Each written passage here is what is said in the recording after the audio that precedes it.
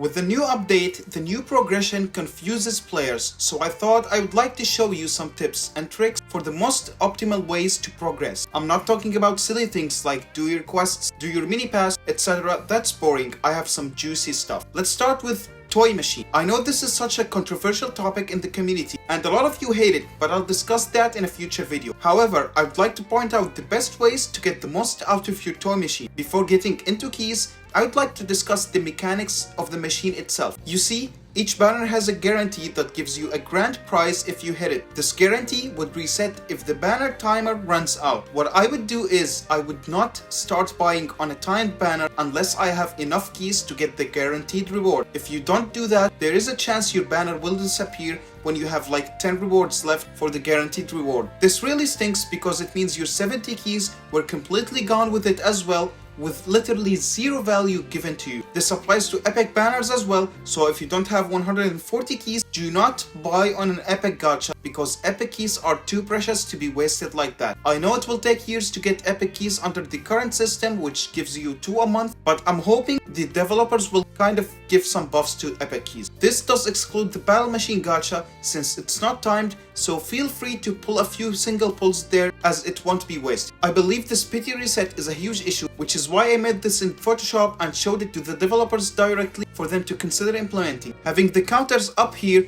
means no matter what banner you pull on, there will be no keys wasted on the banner refreshing, so I am hoping this gets added in the next update. Another thing I would like to warn you about is to please only pull 1 key at a time instead of 10 keys at a time. To give an example, let's say the next 10 pulls will have resources and a hog rider somewhere in the middle like that. And let's take an example of 2 people playing the game, Little Timmy and Giga Chad. Little Timmy has 10 keys and he pressed on the pull 10 and got his hog and was very happy. Now this might seem like a good outcome to you since Little Timmy is enjoying his hog rider with no issues, but nope, let me explain. Giga Chad has 10 keys as well. Instead of pulling 10, he pulled 1. First pull he got gold, second pull he got fragments, third pull he got hog rider.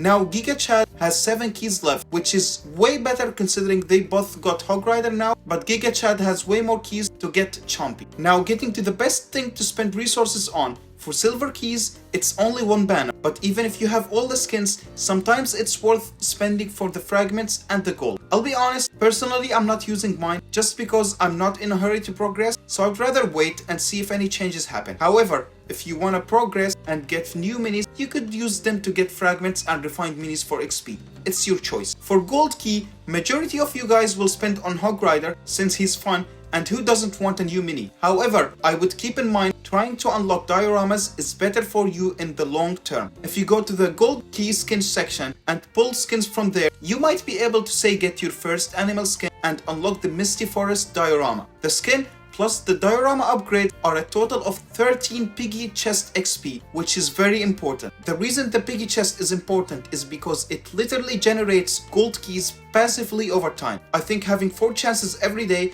at getting a few gold keys is way more important than unlocking a new mini, despite how fun minis are. You can still unlock minis from the set system, so it's not like you're gonna be really missing out on all the new minis by doing that. Just aim for Hog Rider and other special minis later on when your diorama looks as beautiful and as full as this one. For epic keys, like I said, either spend them on battle machine or just save them till we get a decent economical buff. For the dioramas, the main point is to always keep upgrading them, which seems very obvious, but I would like to say also prioritize unlocking the ones with the lower time. For example, the seaside diorama has its first upgrade being 1 minute only, and it goes on to 5 minutes and 10 minutes and so on. Space diorama starts off at like 6 hours on the first level, so unlocking this one first is a disadvantage for you. If you keep doing upgrades from the lower one on, then you will be able to level up your piggy chest rather quickly. This allows you to start earning gold keys as soon as you can. Another important one is mini refining. A lot of people went to their favorite minis and maxed them out immediately to get their favorite avatars and emotes. And hey, I don't blame them for that. I was tempted to max out my mini pack, but that's not optimal, so I did not. What you want to do is to refine minis equally, raising their levels in order 1 at a time. What this does is save you resources since the more you refine them, the more expensive it gets, while it keeps getting the same XP reward. Also, another problem with maxing a specific mini is that their specific fragments become unusable, so your quests would be losing some value over time. Another thing to note is sometimes you get quests like this where it asks you to refine